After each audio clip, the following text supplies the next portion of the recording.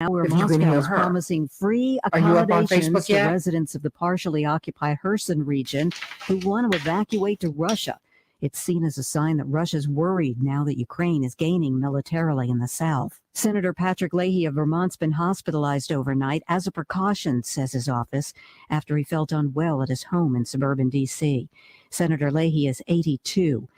This is AP News. Rising cases of COVID in Europe are worrying health officials here in the U.S. The AP's Jennifer King has this. Health officials in the Pacific Northwest are urging residents to get the updated COVID booster shot as soon as possible. King County health official Dr. Jeff Duchin says rising COVID cases. All right, I've got Chaparral on the line. Okay, let's, Chaparral, how you doing? 4 to 6 weeks. In Germany, I'm great. Can you hear me? Good. Let's see if Paul, you up? 24 hours. And I've got her on the board, but I don't see your stream yet. To the I'm up. Oktoberfest. German Health Minister Karl Lautenberg told reporters in Berlin. Can you hear me, Paul? Isn't a good one, and is urging a return to limited precautions. If I could have Chaparral talk, then I can touch. Okay, Chaparral, please keep speaking. Delta Airlines expects travel planes during. So how's your morning, Santita? Oh, things are good. Things are good. Concerns over things are good. Just busy already. Yeah, we're good. Okay, we're good. WCPT Willow Springs. Okay. Yes. Thank you. Worldwide at WCPT820.com. All right, we'll speak with you shortly. I'll talk to you soon. Thank you. Facts matter. Thank you, Paul. All right. Bye-bye. Now your WCPT 820 Chicago traffic update. Kennedy outbound between River Road and the Tri-State. Traffic starting to build up in that area. Outbound to the airport is 26 minutes. Eisenhower inbound looking good. Outbound post office after 390 is 24. Stevenson inbound heavier now central to Kedzie. And then you have a full ramp to the inbound Dan Ryan. 355 to DeSavo Lakeshore Drive is 28. Thank you, Paul. And outbound is still looking all right. Dan Ryan inbound building up also turn back to the Vernon interchange, and then inbound the express lanes. You're slow from 35th to the Stevenson. 95th Street to the Vernon interchange is 14. Outbound still delay free. I-57 outbound heavy Halstead to 107. Hey everybody, how you doing this morning?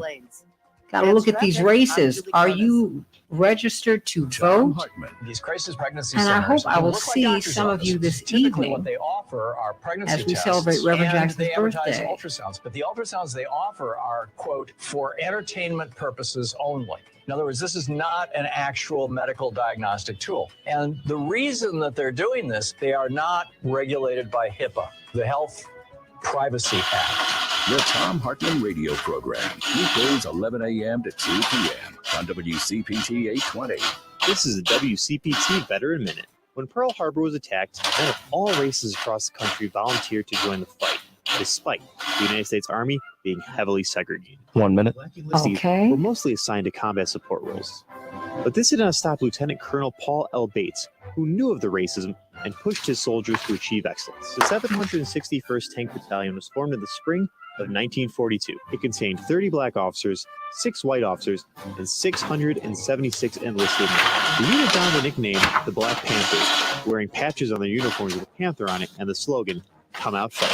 In 1944, the 761st was assigned to General George Patton's Third Army in France. General Patton gave a colorful speech to his crew, and the Black Panthers became the first African-American tank squad in World War II.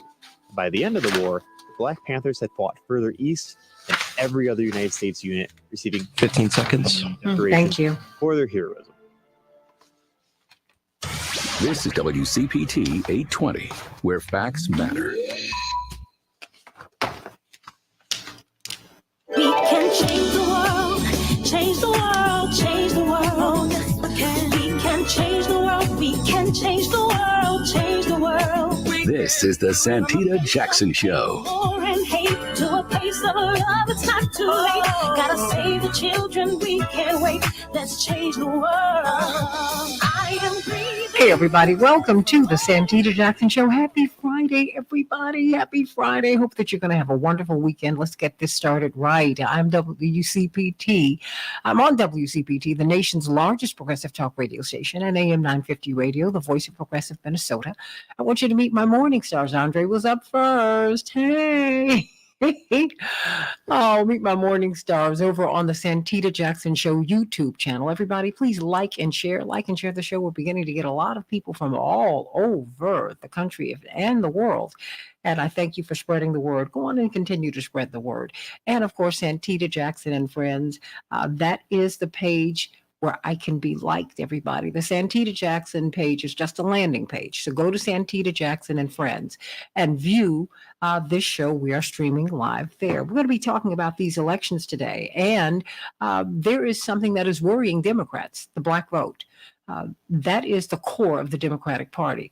But what is unsettling to them is the dampened enthusiasm. We want to know what can be done to really excite the black vote again. You're going to get the majority of the black vote of those who show up, but you need a very excited black voting bloc in order to capture the Senate seat in Wisconsin, the Senate seat in North Carolina, the Senate seat in Georgia, the Senate seat in Pennsylvania.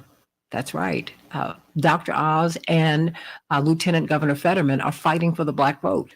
Yeah, I think that's a good thing. That having been said, we need to look at that today.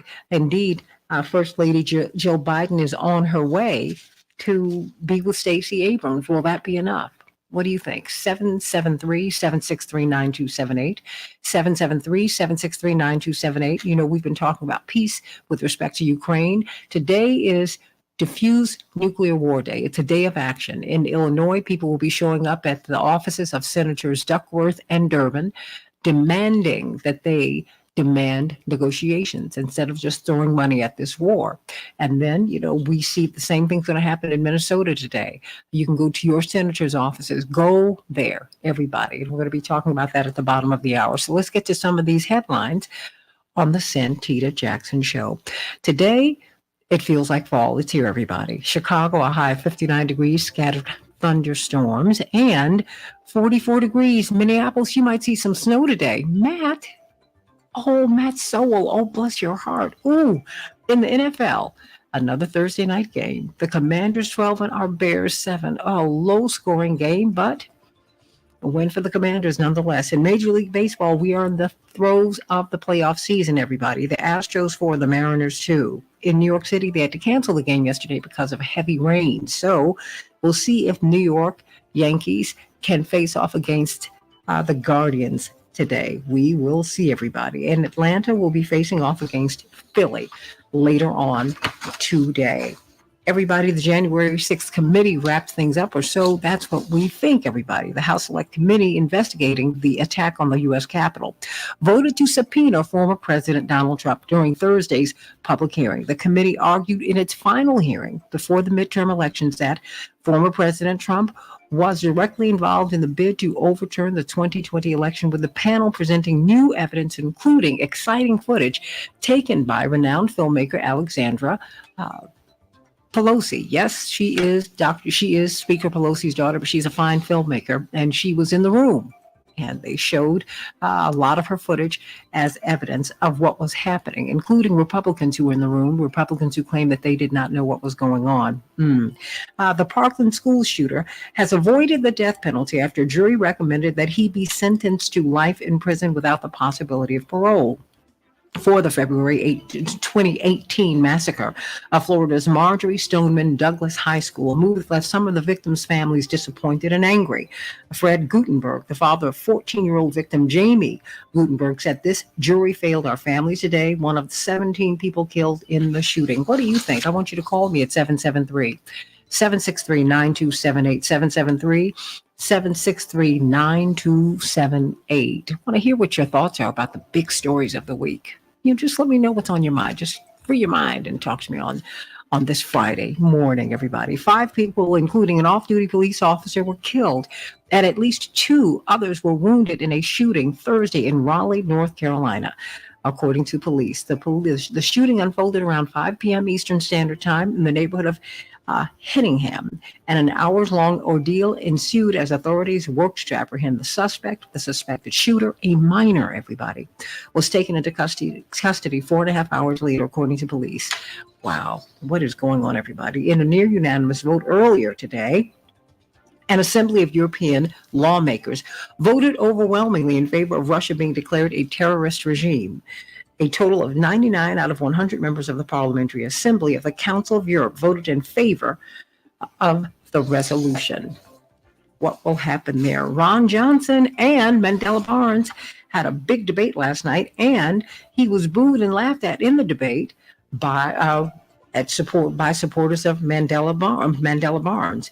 He repeatedly faced laughter, according to this Common Dreams report, and boos from the audience gathered at Marquette University on Thursday for the final debate between the two-term senator and the lieutenant governor of the state of Wisconsin. We're going to be talking with Senator Lena Taylor about that debate and about that race. That is just, they're 6 points apart according to the polls, with a 4% margin of error. So it's very, very close, everybody. 4 astronauts are scheduled to splash down off the coast of Florida today, hoping that they get home safely, everybody.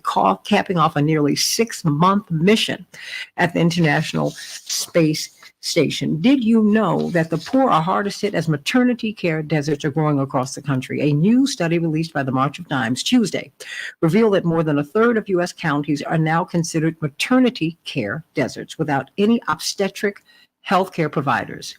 1/3 of U.S. counties, everybody, let me repeat that, are now considered maternity care deserts without any obstetric healthcare providers, hospitals, or birth centers. And states with proposed or current abortion bans are likely to have few resources for pregnant women. I'm going to reach out to the March of Dimes next week because we need to talk about that. America is the most advanced, wealthiest industrial nation, and we have the highest maternal mortality rates of any nation with our level of advancement, everybody. Now over 200 nursing home staff deaths have been reported in recent weeks by AARP.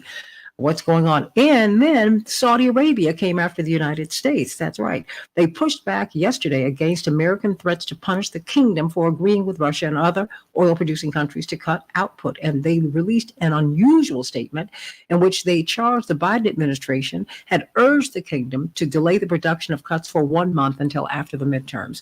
Those are some of the headlines. You can't make this stuff up on the Santita Jackson Show. You know what? The good news is going to come from me today. That's right. Pastor Tisha Dixon Williams is traveling. And so I said, you know what? Somebody said something yesterday that really struck me. We were talking after the show, as you know, when I have enough time, I try to do that with you. And I'd mentioned the fact that many of you know me, and if you Google me and see pictures of me down through the years, you see that I have battled weight. And weight, there's a book that I read years ago from a dear friend of mine who's passed away. She gave me this book. She said, it's not what you eat, it's what's eating you. And that stayed with me. She gave it to me more than 30 years ago. And someone remarked, oh my goodness, I didn't know that you at one time were nearly 400 pounds. And I was 18 years ago, in fact. And I struggled with weight. I guess I started struggling with it when I was about 6 or 7, I guess. Responding to constant assassination threats, of which I became aware that were levied against my father, watching armed security in our homes. I guess, that's how I reacted to anxiety. I didn't know it at the time, but I came to know it. But something interesting happened at the same time. My mother said something that kind of threw me. She said, when you started putting on weight, I saw your social group change. And that hurt me because I saw that you were now being excluded and I didn't know what to do. So in her well-meaning way, she got on me about it. You got to stop eating it. My dear friend, Dawn Lewis, Ramsey Lewis's daughter, we were next door neighbors. Our mothers had us on diets forever. Dawn and I dieted. We didn't eat starches and it was just a tough childhood not having ice cream. But, we found a way and all of that. But that having been said, I learned a whole lot being overweight. I learned about being excluded. I learned about being overlooked. I learned about maybe I don't belong here. Maybe I just belong over there. That having been said, it connects me to something that Albertina Walker, the queen of gospel music, said to me and to my mother many years later. As she was getting out of the car, we had had a wonderful day where we were laughing and talking. And as great as the queen of gospel music, she carried God with her wherever she went, but she was also one of the funniest people you ever wanted to see. Someone, a lovely woman, a woman of great strength and moral courage and rectitude. As she got out of the car, she said, you know, babies, I'm happy. I thank God for your every hurt and your every happiness, because they have all made you who you are. That was more than 10 years ago, and I'll never forget that as long as I live. Because your every hurt and your every happiness makes you who you are. I would not be the same person that I am if I'd grown up slender. Just wouldn't be. And I'm so glad that God not only allowed me to survive that journey, because I nearly didn't. I nearly died, quite frankly. But it gave me empathy. It helped me to look at the story behind the story. You know, when people constantly say, you know, that doesn't make sense, I'll say, oh, no, it does make sense. You just need to, you don't know all the pieces. You don't know all the stories. You don't know what makes someone who they are. So think about that, everybody. Everything makes sense. Everything makes sense. Everything makes sense if you know all the pieces. But be very clear, every piece of your puzzle matters. Everything that you've experienced in your life really does matter. Every little thing, every joy, every pain, every triumph, every trial, everything makes you who you are, and you need it all. You need it all. So think about that.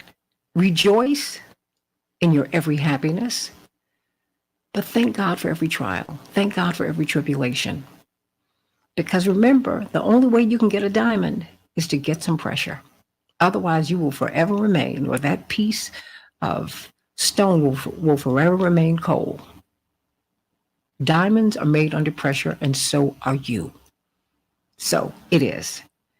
Every hurt, every happiness makes you who you are. And as my great-grandmother Tibby used to say, look, as long as the things that hurt you don't happen in you, you're okay. Think about that. My great-grandmother couldn't read, she couldn't write, but boy, she was smart. Boy, she was wise. I think about her every day. I think about some little nugget she planted into me every day, and I share it with you, whether I give her the credit or not. I'm as much a product of her as anyone. As long as you get better and not bitter, you're a winner.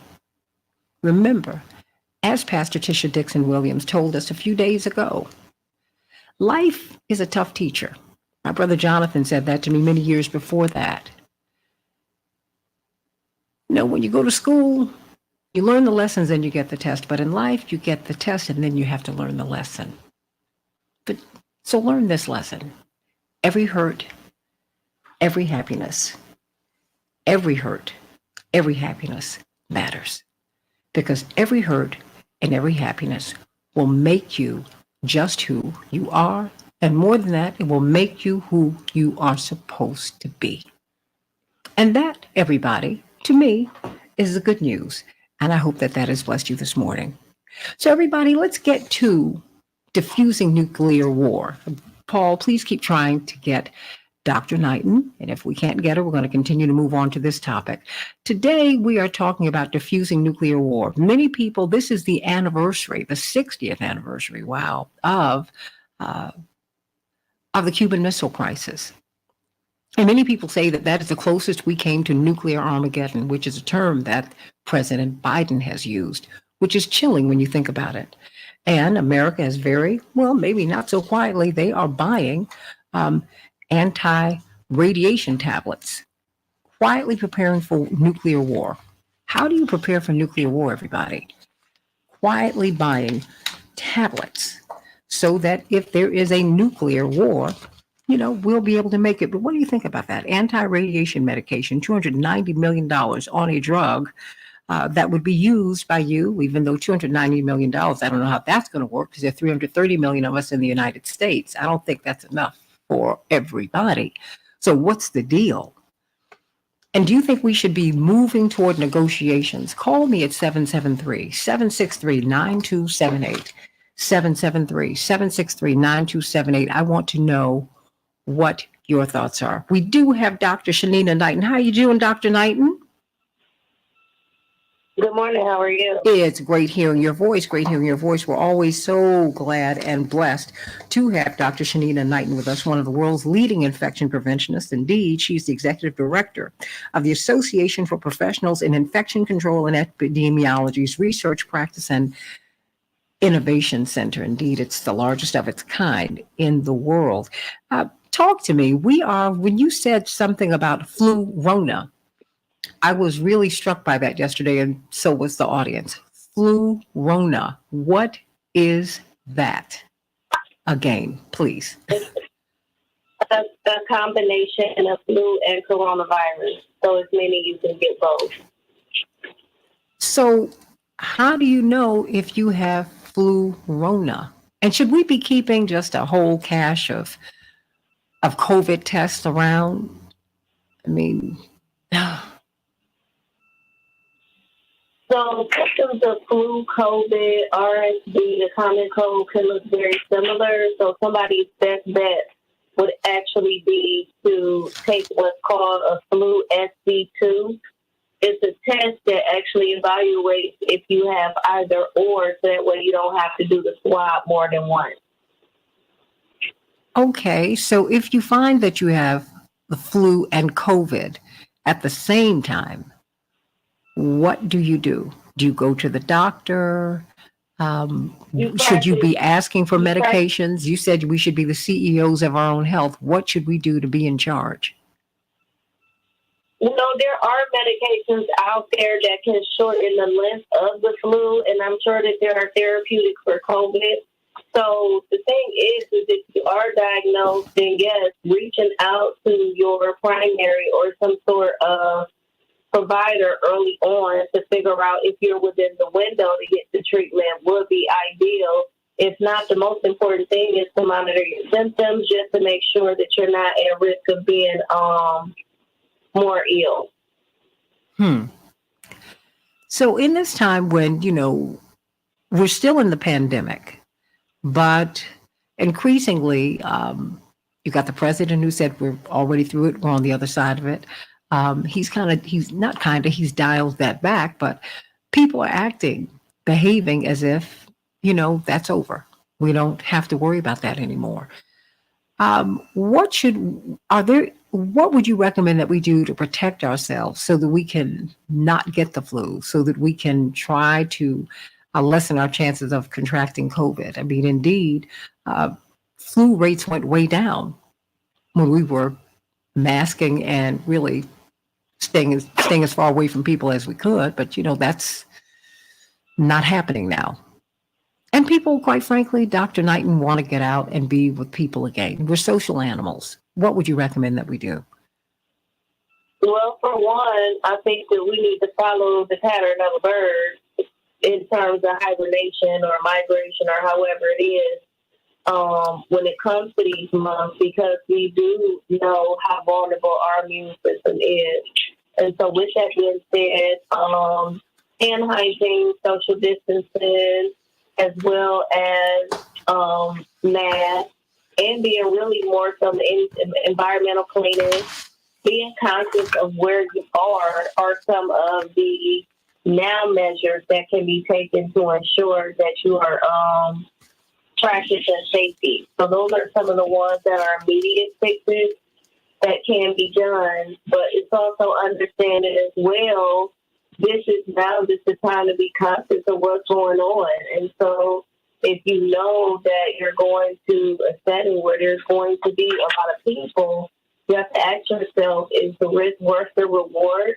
And then, what safety measures can you take while you're there? Well, what safety measures can you take in a crowd, particularly when you might be the only one wearing a mask or one of the few? Is there anything you can do? Well, it depends. I mean, are you there because you need to be there, or are you there because you want to be there? And if you're there because you want to be there, you're imminently putting yourself at risk, especially if it's in a smaller setting. And so this honestly just comes down to choices. And for some people, the risk is worth the reward, so they would sacrifice being sick, and that's fine for them. And so that's honestly what this comes down to. It's just a matter of preference. Because we've been given the tools of what it is that we need, I continue to emphasize that people should clean their hands correctly.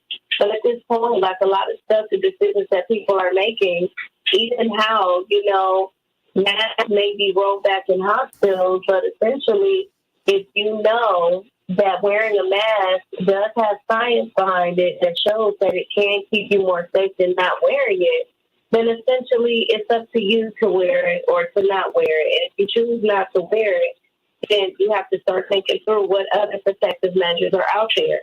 Some people have decided that they want to rely on herbs and other things because they feel that that is the only thing that will keep them safe. Everybody has their own mixture of things to do.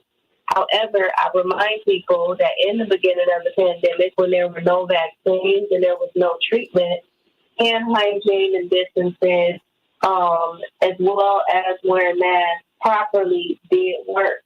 However, right now we're in a phase of where maybe that is not as effective because people are not doing these activities correctly. Dr. Shanina Knighton, everybody, infection preventionist, registered nurse, research scientist, helping us to avoid flu-rona. But more than that, really, all of these bugs are out here. We've got to protect ourselves. One of the things that I think that we should have learned, Dr. Knighton, in this, this unprecedented time for humankind, is that COVID has been a snitch. It helps us to understand where our baseline health is and is not. So everybody, please take care of yourselves. Eat well. Get your vitamins. Wash your hands. Wash your hands. Wash your hands. Take care of yourself, and let's take care of each other. Sending you much love, Dr. Shanina Knighton. I hope you have a wonderful, wonderful weekend. Just very quickly, your great nephew, how's he doing? Is Dr. Knighton still there? Yes. Okay. Yes. Thank you for asking. I said he's. Oh, we couldn't hear you. I said thank you for asking. Yeah, I said thank you for asking. He's doing good. He's in good spirits. All right, we love that. That gives us some good news for the weekend. Dr. Shanina Knighton sending you much love today. Everybody, let's talk about negotiations, not war. Let's talk about diffusing nuclear war right now as America quietly prepares for nuclear war. Our government has shelled out $290 million for anti-radiation medication. We're very, very casual about a nuclear holocaust. No one would walk away from a nuclear holocaust without being infected and affected and diminished. We'd be diminished as a human family, everybody. Let's talk about that. Today is Diffuse Nuclear War Day. Let's talk about it on the Santita Jackson Show.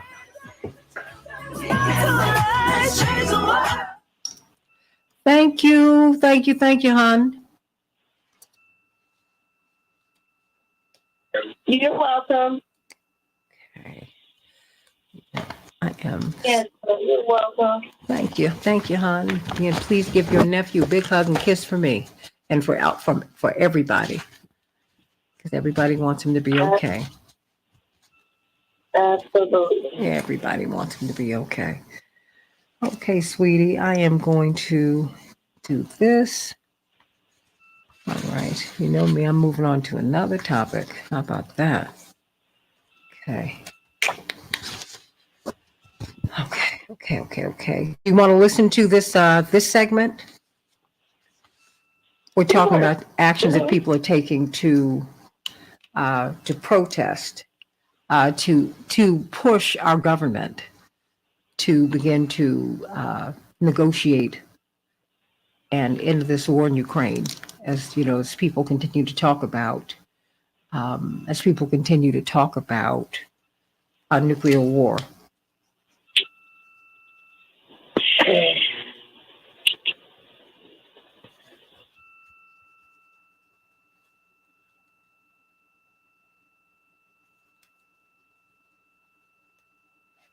Hey, I see one of our morning stars. You snuck up on me, Nina Gegenheimer.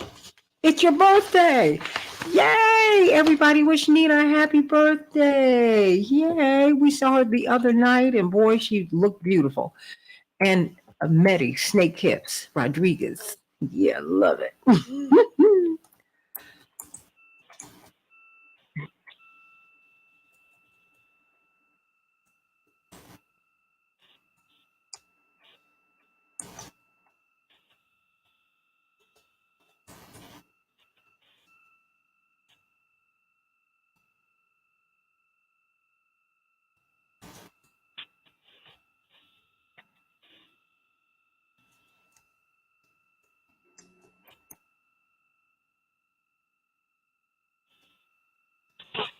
Okay, who do we have, Paul? Steinbach and Green. Okay. John. No answer from Gibbs so Let far. me give you this number for Gibbs. Use this number. But always let me know, Paul, so I can, because I have no idea. I'm not in the studio with you, so I have no idea who you have Literally on. was just Okay. letting you know after I called the other two. No worries. Just let me know as quickly as you can. That's part of our paranoia. So did you get the number that I just sent you?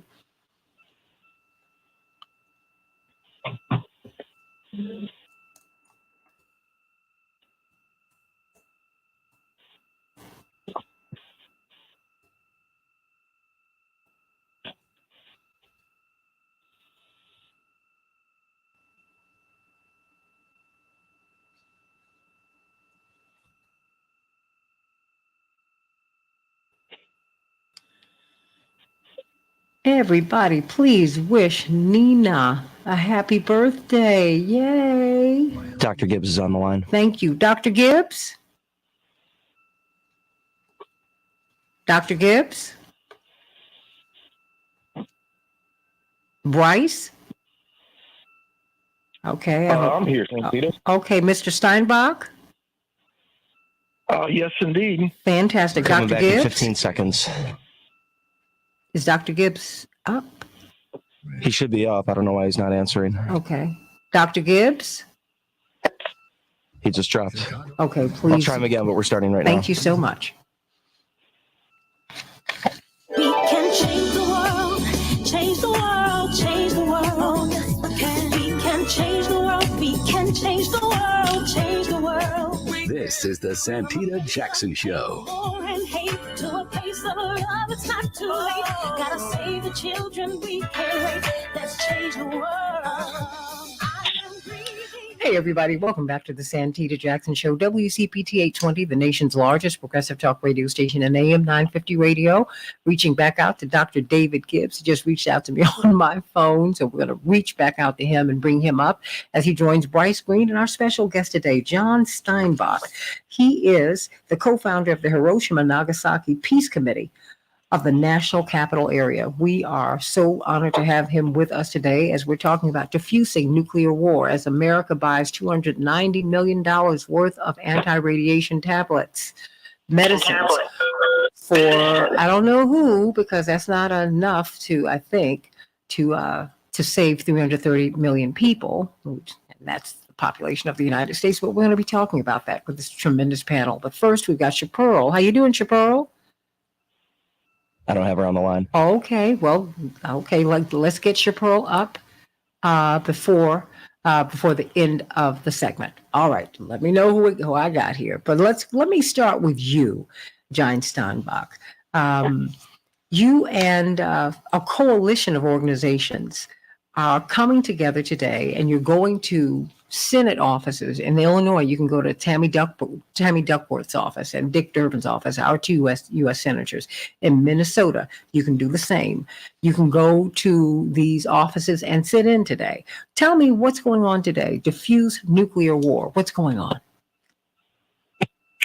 So the Hiroshima Nagasaki Peace Committee, actually, we decided even before diffused nuclear war reached out to have a protest because of the increasing threat of nuclear war of direct military conflict between Russia and the United States. And so we, when diffused nuclear war reached out, we said, well, we'd like to join with what you're doing. So in Maryland, we have about 6 different groups that are going to be going to senators and representatives' offices all day long. It's got a total of about maybe 9 different visitations. And they're going to be talking about the threat of nuclear war, and they're going to be asking that the representatives and senators contact the president, and they're pressing that there should be negotiations and not war, and that on the issue of retaliations as well. And then those that have the energy left and other members in the community are going to be going to the White House at 6 p.m. and we're going to have a rally there. We have banners and flyers. We've reached out to the media, and we're expecting a pretty good turnout. And the reason, of course, is that according to most experts, we are the closest the world has been to nuclear war since the Cuban Missile Crisis. And the need is great for there to be a visible mobilization and hopefully media coverage because things are going downhill fast. We really don't have a lot of time to mobilize. So pretty much anything that we can do at this point to speak out about negotiations and not war, and opening lines of communication and finding off ramps for de-escalation are paramount, because the survival of humanity, the survival of the earth, literally counts on sanity being restored. Everybody, we're talking with John Steinbach. He is part of a coalition of organizations who, along with you, can demand that nuclear war be diffused. Our government is buying $290 million of a drug that intelligence agencies said could help us mitigate the effects of a nuclear attack. I don't know how that would work, but we will see. Demanding negotiations, not war. Indeed, Mr. Steinbach, you said that America has broken our agreement on these anti-ballistic treaties, anti-ballistic missile treaties, and the Intermediate Range Nuclear Forces Treaty. Can you explain that? Yeah, we need to go back. We need to go back to Nixon and Kissinger and Brezhnev, when there were at least reasonably sane politicians. And so after the Cuban Missile Crisis, that anti-ballistic missile systems were tremendously destabilizing because of the nature of nuclear weapons. That the only thing that ABM system would be good for would be mopping up after your own first strike. So having an ABM system would incentivize using your own weapons first so that your ABM system could take out whatever was left. And so Brezhnev and Nixon, Kissinger sat down and negotiated the Anti-Ballistic Missile Treaty, which basically banned anti-ballistic missile systems, except for a small system around Moscow and a small system around Washington. And that was huge, because that was the first arms control agreement that actually backed away and raised the threshold, raised the possibility of the risk of nuclear war. Many analysts consider that the bedrock agreement, the most important agreement of all. And that treaty was abrogated in the waning years of the George Bush administration. And then, of course, we had 8 years of Obama and now 2 years of Biden. And so the Republicans do the dirty deed, and then the Democrats go along with it. So regarding the Intermediate Range Nuclear Forces Agreement, so here we're talking about Reagan and how close in 1983 we came to nuclear war, when war games called Able Archer that were carried out by NATO were mistaken by the Soviet leadership, and they thought it was the real deal, and they went on their version of a DEFCON 4. And the world came very, very close. There were certain decisions that were made by both Soviet and NATO commanders that ultimately prevented a nuclear war at that time. But the whole reason for Able Archer and the whole reason for the 1983 crisis was that the United States had deployed Pershing and cruise missiles into NATO, into Eastern Europe, and the Soviets had deployed what were called SS-20 missiles. And the problem there is these are not intercontinental ballistic missiles, but they go, 2,000 and 2,500 miles, and they carry nuclear warheads. And that meant that with those intermediate range forces in place, that Moscow or Washington had a 3 to 5 minute warning if a missile was launched. And so therefore, first the United States and then later on the Soviet Union and Russia went to what's called launch on warning, so that everything is controlled by computers. And there are several instances of false alarms where the system said you're under attack, but it turned out to be weather satellites. In one case, it was a flock of wild geese. In another case, it was a computer malfunction. In another case, there's actually a very, very nice, very entertaining film called War Games that talks about this risk of accidental nuclear war. I recommend people to see it. It's actually suitable for young people as well. Wow. And let me add one more thing, Ms. Jackson. And that is that this idea that they're going to go out and they're going to, or they've ordered, anti-radiation drugs, and I assume they're probably ordering iodine as well to protect the thyroid from the radioactive iodine. This is absurd. It just feeds into this idea that a nuclear war is survivable. About a month ago, New York City put out a PSA what to do in case of a nuclear war. It was a joke. Back when Reagan was president, they came out with a PSA said, in the event of a nuclear war, just dig a hole in the ground and put a piece of wood over it and then cover it with dirt. It's the dirt that's going to protect you. These people are absolutely insane bananas, and it's only ever been. I mean, Frederick Douglass talked about this 150 years ago. It's only been, when we fight back and organize resistance that we have the power. That all the difference. And I'm not saying don't go out and vote. By all means, go out and vote and make your choice. But it's Emma Goldman said, if voting changed anything, they'd make it illegal.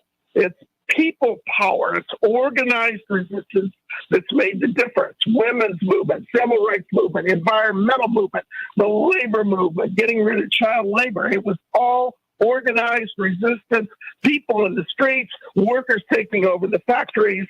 And in a sense, that's one of the reasons why we avoided a nuclear war back in 1983 was in 1982, we had 1 million people in Central Park, and we had 20 million people around the world at the same time, mostly, by the way, in the global south, that were out there taking over the streets and making disarmament a demand. And this had an influence. It had an impact on Reagan. It had an impact on Brezhnev, and it resulted in some, the INF Treaty would be an example, but other examples of, what was called détente. You're old enough, I think, to remember détente. Of course. And today, détente and the idea of détente, the idea of sitting down and actually talking about stuff, it's a dirty word. Let's talk about this, everybody. 773-763-9278. Is nuclear war survivable? Would you want to survive it? Who's going to get these medicines? $290 million worth of medicines or $330 million of us. Do you know any medicine that costs about a penny? Call me at 773-760 or $1 a person. I don't think so. Call me at 773-763-9278, 773-763 WCPT. Bryce Green. Everyone is I'm urging you to go to diffusenuclearwar.org so that you can know that you can go to Dick Durbin and Tammy Duckworth's office here in Chicago from 11:30 to 12:30. In Minneapolis, in Burnsville, Minnesota, you can go to the intersection of Harriet Avenue and West Burnsville Parkway. In Minneapolis, you can go to a Third and Cedar at 1:40 at 1 o'clock for a neighborhood march. What about this? Because it seems that we're quietly preparing for nuclear war, and it's just stunning to me that we're doing this, Bryce Green, and that's something that this is your bailiwick. Fairness and accuracy in reporting. The corporate media are not talking about that at all, let alone diffuse nuclear war. Bryce Green. No, you're exactly right. Anyone who talks about maybe sitting down and talking with Russia and maybe getting Zelensky and Putin in a room together, getting Biden and Putin in a room together, anyone who talks about this stuff is dismissed immediately as pro-Russian. I mean, it's a hysteria that we can't even talk about this sort of thing. The corporate media doesn't really cover the run-up to nuclear war, and to the extent that they do, they blame it exclusively on the actions of Putin. They say if only Putin would just stop his saber rattling, if only he would just withdraw from Ukraine, then all this would be over. Well, of course, they're completely ignoring the role of U.S. officials in exacerbating this crisis. Steinbach talked a little bit about, the disarmament and the period of détente that we had. Well, the U.S. has been pushing against that sort of framework for years now. In fact, part of this entire Ukraine conflict was because of NATO's expansion into Ukraine, the potential expansion into Ukraine. And one of the things that Putin said he was worried about, he said this to, top military brass. He said that, the Americans could put missile bases in Ukraine that could hit Moscow before our early warning system could kick in. So this whole thing is started because the United States is trying to kneecap Russia's nuclear second strike capabilities and therefore have a nuclear weapon pointed at the Russian head for all of eternity. This is madness. But have you heard this debated in public sector or in public media? Have you heard this debated in elite circles? No, you don't even talk about it. It's not mentioned. And the madness continues. You have the war. You have the refusal to negotiate. In fact, Putin even offered to meet with the United States and Zelensky. He offered. This was last week. And, the Americans, they said no. They laughed at it. They laughed it off. And instead, NATO announced a 10-year plan of rearming Ukraine and integrating it into NATO's command structure so that it's interoperable. This is exactly the sort of thing that Putin said was worrying him. And this is exactly the reason that he invaded. And the U.S. is making it worse. And so you have no criticism of that. You don't even have an explanation of that in the mainstream media. And without that, without even that discussion, that baseline level, we can't get anywhere. I mean, the propaganda system in this country is so thick that, early in the war, we had so-called liberals, so-called progressives, so-called peace activists going out and demanding that the U.S. close the skies over Ukraine, implement a no-fly zone. This is madness. You had peace activists calling for war. You had peace activists calling for U.S. planes to shoot down Russian planes over Ukraine. This is insane. There are few words that can really describe how insane it is because it's literally risking all of humanity. And eventually there's going to have to be some adults in the room. It's a sad state of affairs when Henry Kissinger is one of the sanest voices in the upper class. That's insane. Woo-wee. I mean, before I come back to you, Mr. Steinbach, Dr. David Gibbs, history professor at the University of Arizona, NATO is going to proceed with planned nuclear exercises next week. What is going on here? And we're not even having the discussion, let alone the debate in the United States about this. Well, there's a very casual attitude in the United States and in Europe at this time about the danger of nuclear war.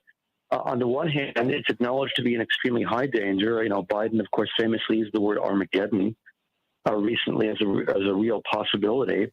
On the other hand, people are proceeding as if Armageddon isn't a big deal, and are engaging in an immensely dangerous. Foreign policy chief of the European Union recently said that if Russia were to use a single tactical nuclear weapon in Ukraine, NATO would, quote unquote, annihilate Russia's military capability. I use the word annihilate. And, that's precisely the kind of language and kind of policy that is raising the risk of literally obliterating humanity and destroying the human race. That's a real possibility, one that could take place in a matter of hours. And, I think one of the problems we do have here is a skewed political situation where there has been no pushback. There's been no peace movement is the bottom line in the United States in a very long time. It just disappeared. Now, as was noted earlier by the person you had on, earlier, there was a very large and very powerful peace movement in the 80s, and it just disappeared virtually without a trace after the end of the Cold War. And the absence of a peace movement has meant that all the pushing has been from one side, and that has been from the side of escalation that has been going on for 30 years. And now we're seeing the fruits of that escalation, which is the world is endangered at this time. I should add something else has happened, which is very strange to me and I find almost difficult to accept, which is that to the extent there is any voice for peace that is consistent, it tends to be more on the right than on the left. It is significant that all the votes against arming Ukraine, the small number of votes that there were in the Republican Party, not a single Democrat. Not AOC, not Bernie Sanders voted against it or criticized it in any way. And you have people like, Rand Paul or Thomas Massey of Kentucky, who are, right-wing libertarians, as the voices for peace. You recently had Tulsi Gabbard making a very strong stand for peace at the same time as she was endorsing cultural conservatism and other things that, many people, I think, listening to the show wouldn't necessarily appreciate. The thing about this is that people on the left, those of us who are willing to now speak out for peace, should be willing to work with these people on the right on this specific issue, even if we don't like them and we don't agree with them on most issues, and even if we don't trust them in a broader sense. Politics is about coalitions, and at this point in time, I don't think there's a choice but for people on the left who favor peace to work with those on the right who feel the same way. That's a difficult thing to accept, and it's been difficult for me to accept, but I think that is something that has to be considered. 773-763-9278. Do you know how close we are? I mean, how casually we're approaching nuclear Armageddon. This is the anniversary of the Cuban Missile Crisis. We're in the midst of one, and we don't even know it, John Steinbach. I mean, this is just, it's stunning. But today, you're gathering activists all around the country, I'm sure all around the world, but diffusenuclearwar.org. What are you asking people to do today? So let me just support what the professor said, and this trend that the Democratic Party is becoming the party of war, and it's some of the libertarian Republicans that are actually making sense. And so I would go back to 2016 and the campaign, the presidential campaign, and Donald Trump is out there talking about senseless wars and removing troops from Syria. And Hillary Clinton is out there talking about imposing a no-fly zone over Syria.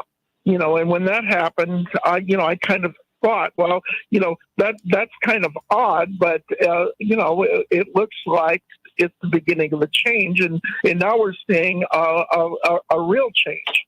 And also, as a peace activist for nearly 50 years, I remember that when the Bush administration initiated the Iraq War, we had close to 1 million people in the streets in February, 20-degree temperature in New York City, and there were protests even then in 2000. I guess this would have been 2002, that were called the largest anti-war protests in the history of the world. So the peace movement actually at that point didn't go away. But when it did go away, and in this I agree with you, Professor, was when Obama was elected president, and Obama was had his kill list, and he was invading Syria and destroying Libya and so on.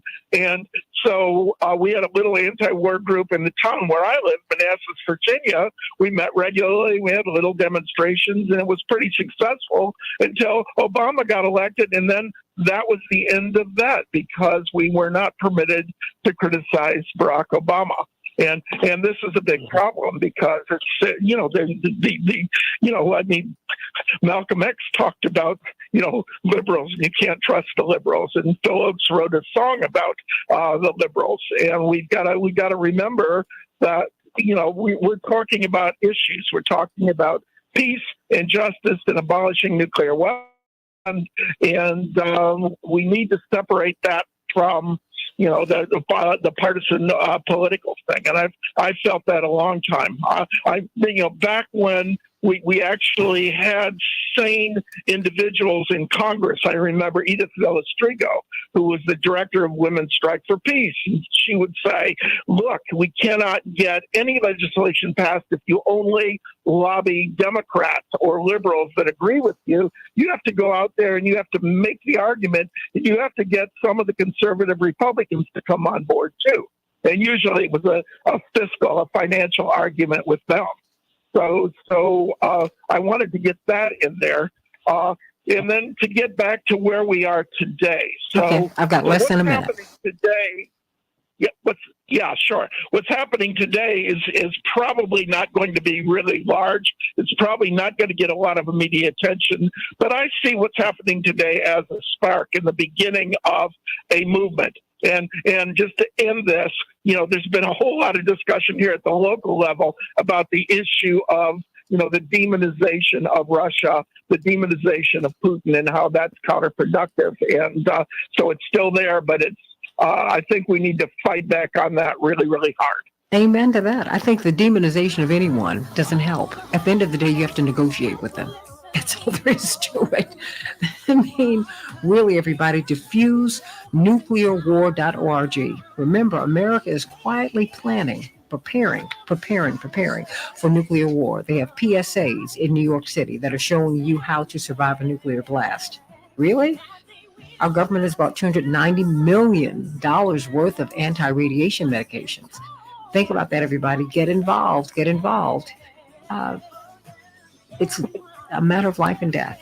John Steinbach, thank you so much for being with us. Dr. David Gibbs, history professor at the University of Arizona, and Bryce Green. Some of the most brilliant writings I've read from these men about peace in Ukraine, because we can do it, everybody. Let's talk about the midterms, everybody. What is going to happen? Because the black vote is key. It's key, but the black vote is not real enthusiastic. What's going on, everybody? Back in just a minute. And there is no doubt. I'd love to have you come back, Mr. Steinbach, with Mr. Green and with Dr. Gibbs, so we can talk about this further. I think the what you said about this is all gradually happening, and nobody's paying attention. Kind of the boiling frog thing. I think that's really the key, because when nuclear war happens, it's gonna happen all of a sudden, and the only time we're gonna have to actually protest is when they're preparing for it, and that's where we are. Oh boy! Well, I mean, I'm just glad I caught. I'm sorry, Ms. Jackson, Ms. Santita, you just give me a call, and I'll be happy to be on anytime you want me. Well, you can, from Dr. Gibbs and from Mr. Green, I do this all the time. We've kind of been outliers here, but that's okay. As Dr. King said, when it comes down to nonviolence, if I'm the last person standing, if I'm the last person in the room to espouse nonviolence, I'm going to do that. And so that's just where I am with this. This is. So here's a quote for you, and then I'm going to hang up. Yes, sir. So it's an old quote. I think Malcolm X, and that is that leftists in the United States are imperialists who want free health care. But it's true. But really, this lets you know the inconsistency. Attorney Hoffer's on the line. Okay, and we're waiting for Attorney Patillo and Senator Taylor. Thank you so much. Thank you so much. Blessings to you. Blessings. I'm talking to my my board operator engineer. Call me whenever you want. Call me whenever you want me. Try to give me a few hours heads up. Oh, of course. I will try to do that. Okay. Dr. Gibbs and Bryce Green. Thank you. Thank you. Everybody go to diffuse nuclear. Yes. You want to close it? You want to have a closing remark? Bryce? Well, I guess my closing remark would be, pay attention, read closely. You can find a lot of Attorney Patillo's on the line in mainstream media. It's just not emphasized. Like the whole thing about the U.S. declining to negotiate with Putin. I mean, that's reported in the mainstream press, but it's not emphasized. It's treated as if it means nothing. It's just casual. Of course they do that. Why would they negotiate? But when you read with a critical eye, you're going to learn a lot. And then you can see just how ridiculous this whole situation is. It really is. It really is. And a lot of people, including you and me, would die. Who really wants to survive a nuclear blast? Are you serious? Do you know? Oh my gosh. And look, we're the only people who dropped these atom bombs. Yeah, the United States. I'm still trying to figure out how we did this to Japan. I'm just trying to figure that out. The great demons, they're our friends today, but the great demons of the Second World War today still are the Germans. We didn't do that to them. Not two. Senator Taylor's on the line. So, Bryce, the inconsistencies are so glaring and they're so obvious. Goodness gracious. And it's like we lose all sense of proportion because we become so partisan. If you're a Democrat, the Democrats are always right. If you're a Republican, the Republicans are always right. And that's just all wrong. It's not principle-based politics. And if we don't have principle-based politics, we will never win. We will all lose. So,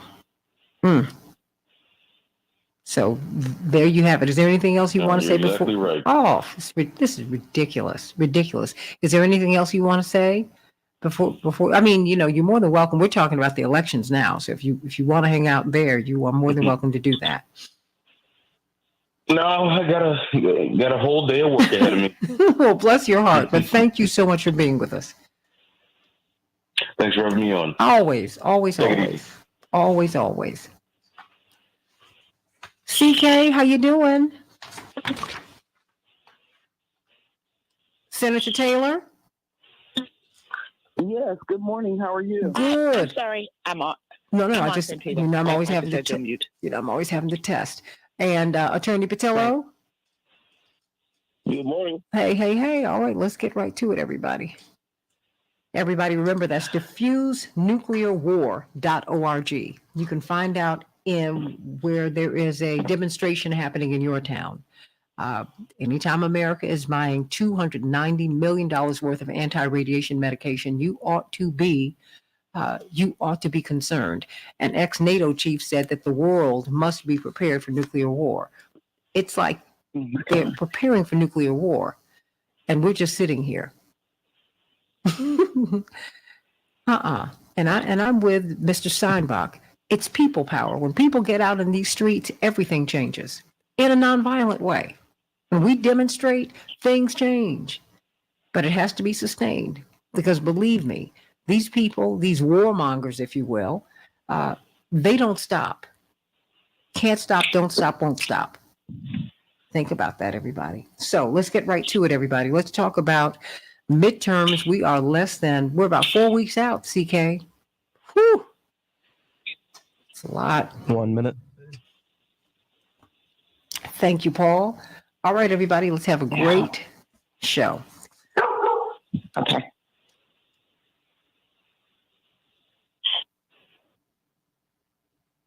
And Senator Taylor, tell people about your October 22nd event. Don't wait for your sponsors or for your partners. Don't wait for that. Let's just start pushing that like right away. Okay.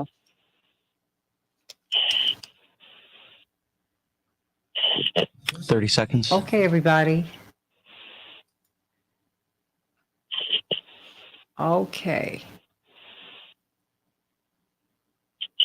Stand by. Robert, Lena, and CK, we're coming up.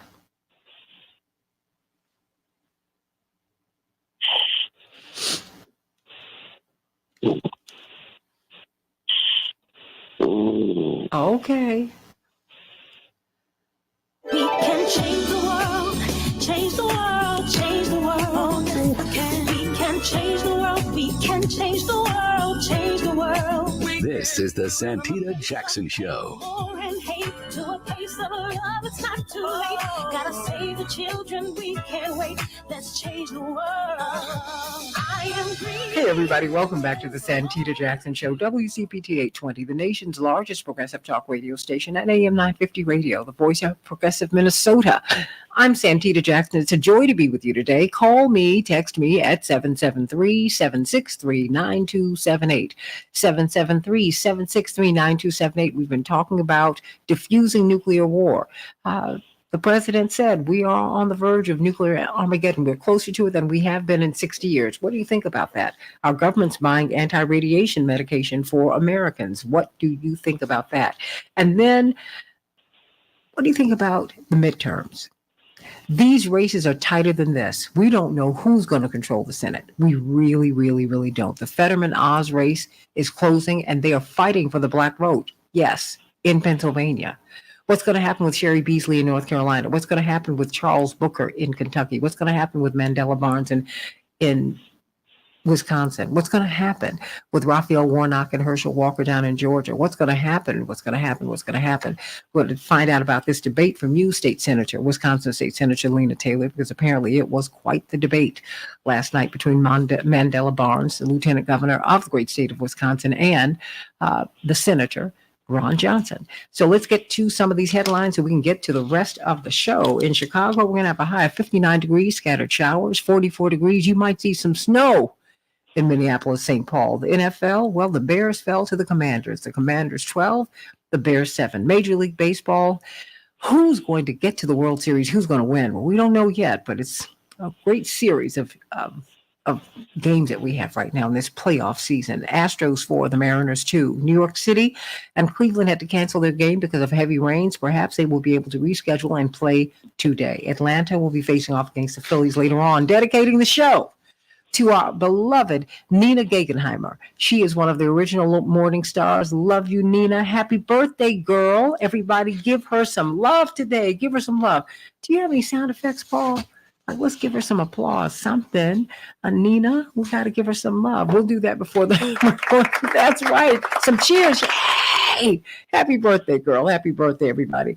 The House Select Committee investigating the January 6th attack, the insurrection at the U.S. Capitol, voted to subpoena former President Donald Trump during Thursday's public hearing. The committee argued in its final hearing before the midterm elections that former President Trump was directly involved in the bid to overturn the 2020 election. The Parkland school shooter has avoided the death penalty after a jury recommended that he be sentenced to life in prison without the possibility of parole for the February 2018 massacre at Florida's Marjorie Stoneman Douglas High School, a move that left some of the families disappointed and angry. Fred Gutenberg, who lost his 14-year-old child, Jamie, said, "This jury failed our families today." What do you think about that, everybody? The Supreme Court has declined to get involved in the Trump fight over classified documents. They rejected former President Donald Trump's request to weigh in on the battle over documents that the FBI agents took while executing a search warrant at his Florida state. Wow, everybody. 4 astronauts are scheduled to splash down off the coast of Florida today, capping off a nearly 6-month mission at the International Space Station. 20,000. That's how many Starlink satellite units made by Elon Musk's SpaceX agency have been donated to Ukraine. But those charitable contributions, he says, will be coming to an end soon. SpaceX has informed the Pentagon that it can no longer continue to fund the Starlink service as it has, according to a letter obtained by CNN. The operation has cost SpaceX $80 million and will exceed $100 million by the end of the year, Musk tweeted last week. The poor are hit hardest as maternity care deserts grow across the United States. C.K. Hoffler, our friend, Stacy Stewart, who's head of the March of Dimes, they have put forth a study. You've got to reach out to her. A new study released this week reveals that more than a third of U.S. counties are now considered maternity care deserts without any obstetric healthcare providers, hospitals, or birth centers. That's 1/3 of U.S. counties, everybody. We are going to be talking about that before next week is out. Unusually, Saudi Arabia pushed back against the U.S. outrage over oil cuts. What they did was this. They threatened to punish, as America has threatened to punish the kingdom for agreeing with Russia and other oil-producing countries to cut output, they released an unusual statement charging President Biden that he had urged the kingdom to delay the production cuts, not do them. He said, just wait until after the midterms. Wow, this is becoming quite the fight, everybody. And of course, today, it's October, month of action, but this is a day of action. If you do not want nuclear war, if you want us to call down the dogs in Ukraine, well, you can go to your senator's office. You can go to some demonstration today. Go to diffusenuclearwar.org. If you're in Chicago, people are going to be meeting. I'm not going to be there, but I would love to be. I've got to be in a meeting. They will be at Senators Durbin and Duckworth's offices, peacefully assembling so that you can let them know. And of course, in Minneapolis, they'll be doing the same thing. So please go to diffusenuclearwar.org if you want to end nuclear war. So let's get right to it, everybody. You know what? We've been talking about financial freedom on this show, and we want you to really enjoy America. Some people really do enjoy it. They do, but they need to know how. You need to understand that you shouldn't be using your debit card. No. You should be getting a credit card. But you say, I don't have enough credit. My credit's not good enough. Well, if you go to Team Hochberg, they can help you to come up with a plan that will enable you to get your credit into a space and place so that you can get a credit card. What about buying a home? You say, I don't have any credit, or my credit's too poor. They'll come up with a plan, everybody, but you have to call them at 855-56-DAVID, 855-56-DAVID, so that they can just tell them everything in this free phone call. And they will come up with financial products that will help you to get out of debt. It's just that simple. It's just that simple. You can do it. You can do it, everybody. And if financial freedom is right here for you, but you have to want it, and you have to call them for this free phone call, everybody. If you want to find out about how to refinance your home, how to secure a VA loan, how to deal with a reverse mortgage, is that going to work for you? Well, call Team Hochberg, everybody. Tom and Sonia, 2 kids, 17 credit cards, $100,000 worth of debt on those credit cards. And you know, that's not unusual. A lot of people are dealing with a whole lot. Well, they said, you know what, we got to get out from under because we could lose our house. We cannot handle all these payments. So they called Team Hochberg, and they did what what you should do. You should not negotiate with these credit card companies. You should get Team Hochberg to do it. That's what needs to happen. And that is what they did. And they brought down their monthly payments by over $2,800. And they were able to save their home.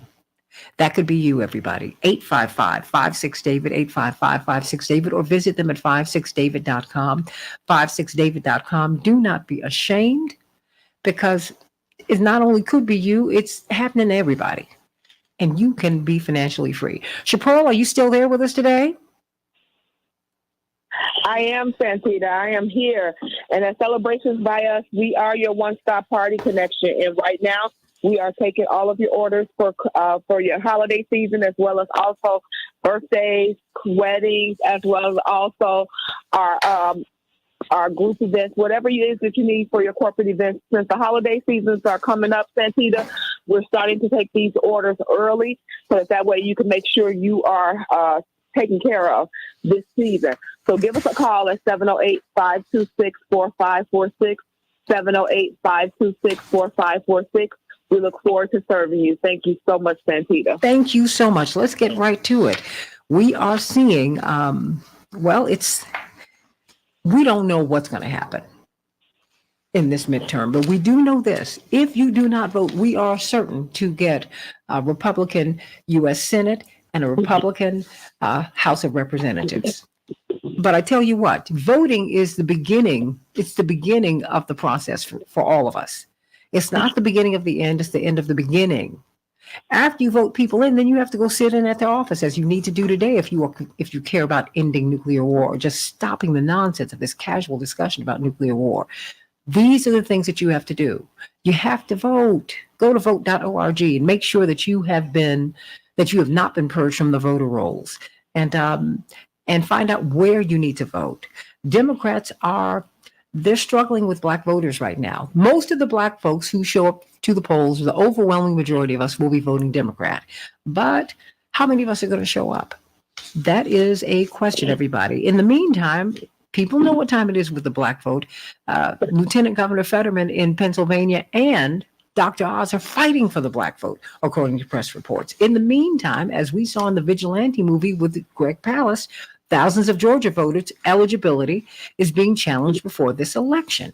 And all of these reports on Herschel Walker are not really moving the numbers. So we got a lot to talk about. And then we've got Raphael Warnock and Herschel Walker, who will be debating tonight, Senator Ron Johnson, Lieutenant Governor Mandela Barnes.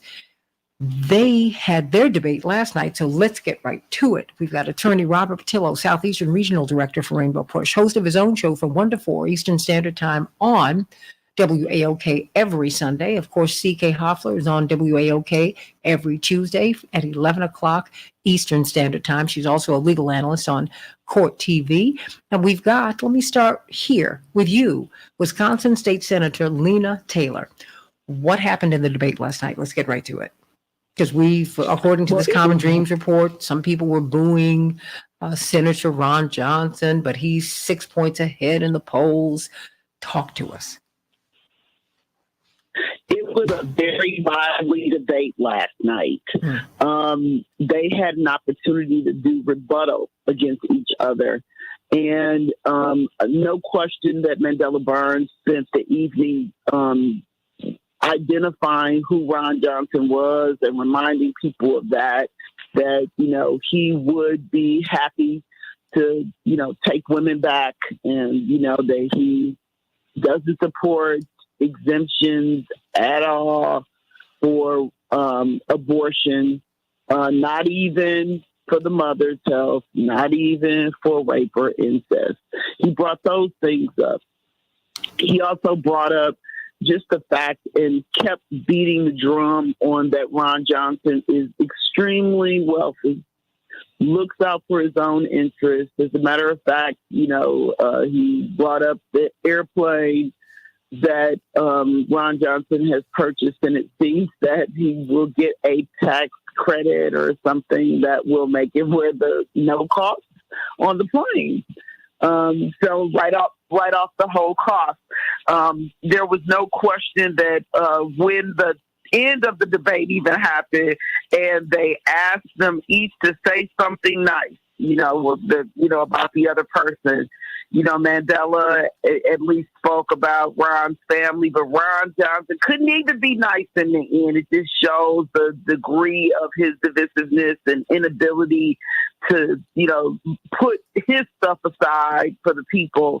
And he, made, a comment about Mandela. You even mentioned, Ron Johnson being booed.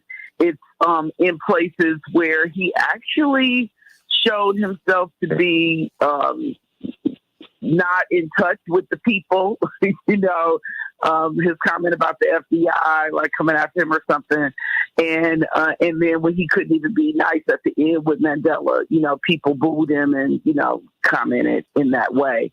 In the end, I don't know that the debate moved the needle because it really was a reflection of everybody in their corners, kind of thing. But I do believe that the stark difference between the candidates are there. If you care about, women's right to choose, if you care about fair elections, Mandela even brought up January 6th and the fact that, Ron Johnson made comments about January 6th. I don't know if people realize he made comments saying that, he would have been concerned. He wasn't concerned, with the people that came to the Capitol, actually caused, harm, to officers and others, and, did all they did in our national building. But he said he would have been concerned if they were Black Lives Matter. Then he would have, been concerned. He would have been concerned on the other issues. So anyway, Mandela brought up even all those. So the stark differences between the candidates really came out. It was really a lively debate. And, we hope that it moves the needle. I'm not certain how much it will move the needle, but I will tell you the liveliness of that debate should have made individuals say, you know what, I need to go and exercise my right to vote.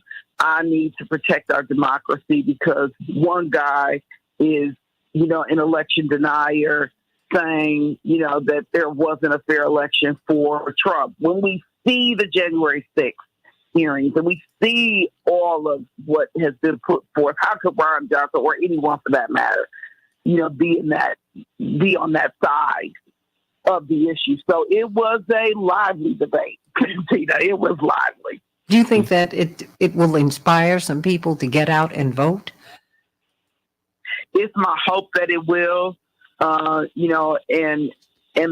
think the things that Mandela brought up continue to show the difference between the two of them. But I just have to say, you don't know but I tell you, like the first debate, everybody was respectful and it was just, answering the questions, but this time it definitely, they were, poking up there what's happening. And I will say that it was more lively. So as a result of that, I think that it can inspire more versus the stark differences were just so clear in this election. In this debate. And it wasn't just about the wealth piece. It was about some of the other components too. And so it's our hope. And all we can do is I continue to say Mandela will campaign hard and he will campaign to the end. And that's what he's going to have to continue to do to the end. He's been in the Black community more, on Black radio more.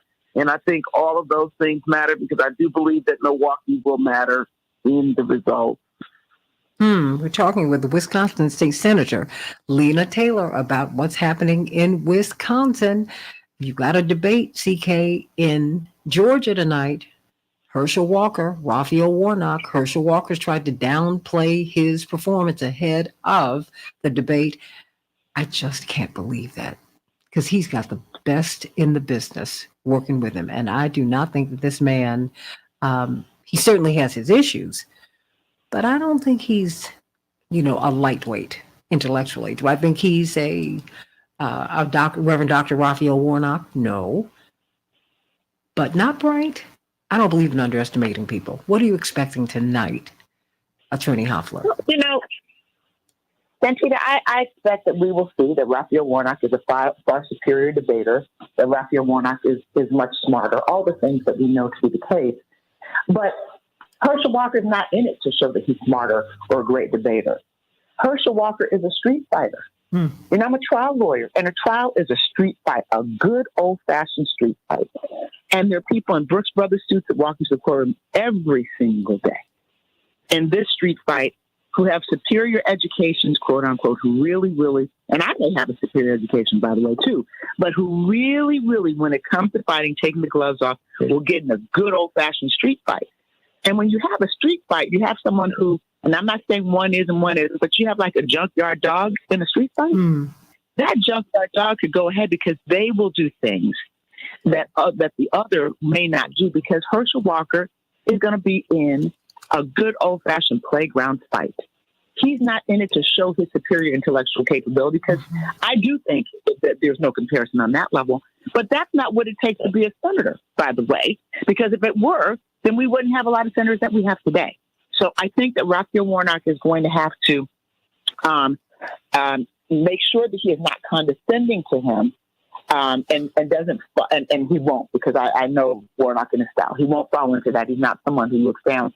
But that Herschel doesn't set it up so that it appears that he's looking down to him and he's all high and mighty, because we are in Georgia, and the Georgia electorate is very diverse. And nobody, I don't care what your socioeconomic background is, there's never a license to look down on anyone. And so that's why I know Raphael Warnock won't do that, because that's not his way, that's not his style. But Herschel's going to try to set it up that way, where it's like, woe with me, and by the way, he does have intellectual capability. It's just he doesn't have the temperament to be a senator. He's not qualified. But he knows, and we have to remember, Raphael Warnock comes in with religion, with the church behind him. Herschel Walker comes in with a different type of religion, and that's football. And so it's not going to be as slam dunk of an experience on some levels, because of the fact that Herschel is coming in with that religious football spirit. And that counts for a lot, especially in places like Georgia. But having said that, hands down, there's not going to be a question that Raphael Warnock is going to knock it out of the ballpark. But knocking out of the ballpark may not move the needle in the way that it should and would under other circumstances. But for those undecided voters, I hope that what they will see, and that what we will all see, is that Herschel Walker simply doesn't have the temperament and would not be a great representative of us on the issues. And more importantly, just we don't want him to represent us in the U.S. Senate. I believe that will happen and might move the needle with the undecided. Those Republicans firmly in his camp, not going to change a bit. Those Democrats firmly in the camp of Raphael Warnock, not going to change a bit. It's that undecided group, those people who are like, I don't even know if I should go out to vote. They may be the ones that could change, and that's why it's important. But hands down, Raphael will win. But just remember, you can win the battle and lose the war because of all the other dynamics surrounding Herschel Walker. And he's going to play that football thing to the hilt. Sure. I mean, in politics, everybody, as we go to this break, politics is a different game. This is not a game for kids. It's not a game for people who are thin-skinned. It is not how smart, how bright you are. You got to be cunning. You do. Now, one of the things I did learn from watching Reverend run for president, you can also be a good person, and you can continue to elevate the tone and the substance of the debate and of a campaign. And I hope that will continue to happen. That having been said, Reverend also came from nowhere and had to fight for everything he got. And so he too is a street fighter. He's just not a dirty fighter. There's a difference. Let's talk about, no, I'm going to go to this break, but when we come back, we're going to talk about that. And we're going to talk about Jill Biden. I got him. Jill Biden is going to be with Stacey Abrams. Will that make a difference today?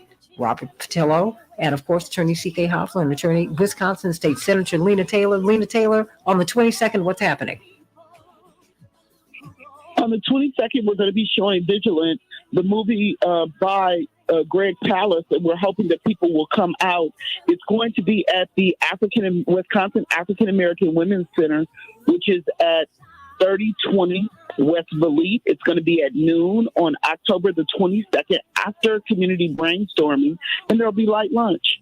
It'll be an opportunity for us to see what happened in Georgia's voter suppression efforts that happened there, and why we should be so vigilant about our voting rights. Absolutely. All across America. And guess what you're also going to find out, everybody? You're going to find out who brought slavery to Georgia. Georgia used to be a free state. Brian Kemp, back in just a minute. Thank you all. Woo-hoo. Robert, you still there, hon? Robert? Woo-hoo. Santita, I do want to have somebody make the point. Raphael Warnock came from nothing too. Let's not get confused or anything. Oh no, I got it. I just needed to get out to my break. That's all. Yeah, I know. But okay. I just wanted Mandela did too over Ron Johnson marrying in the money, but it hasn't mattered because Ron Johnson is working for the rich. Yeah. Yeah. And marrying into money. Okay. You can't do this thing being poor. I'm here, Santita. Okay, no worries. And ain't nobody trying to be poor. I'm trying to end poverty, right? Not join that line. Goodness gracious. Really. I heard there was this news story that happened that was all over the news when I was a little girl about, my father. And they've always tried to make something about his money. Has he made a lot of money? Yes. But he's giving it away, everybody. That was his thing. That was Dr. King's thing. These men are so talented that they were able to use their gifts. They use their gifts not to fund their families, but to fund their organizations. Okay? So when you see Operation Push, yeah, Reverend, he did that. He built that. Speaking engagements, all that. That's why he was gone 5-6 days a week from us. That having been said, my father said, look, because it was Walter Jacobson, who was a really famous, he and Bill Curtis were the biggest news team in Chicago. And Walter Jacobson had a perspective, and he would go off on Reverend. He made a lot of money doing it. And he said, look, I went to school. I come from the poor. I come from poverty. I'm not trying to be poor. He said, I never promised you I'd be poor. He said, I would promise you I would get you out of poverty. And that's what I work to do. So I'm not trying to do that. I've worked too hard not to be that. I don't want that for my children, and I don't want it for yours. There's that. Mic drop on that. Please. Ain't that nothing? Ain't anybody trying to do that? Can't afford your medicine and things like that. That is crazy. Rationing your insulin. Yeah, those are poor folks' problems. And that should not even be in the United States or any place in the world. But that's what we got. But I'm with you because he works for the rich. Shame on him. That is what he's doing. That part. Yeah, that part. That's the part that makes it so challenging. I say, remember where you came from, mm-hmm. and like Reverend, like Martin, use whatever position you have to be able to help for the greater good. Not make it where the divide is even larger. I will tell you, because the divide in the polls has been so clear, Mandela has even reached out to the President Obama. Yeah. Do you think that's going to help if he comes in? Listen, I said it the other day.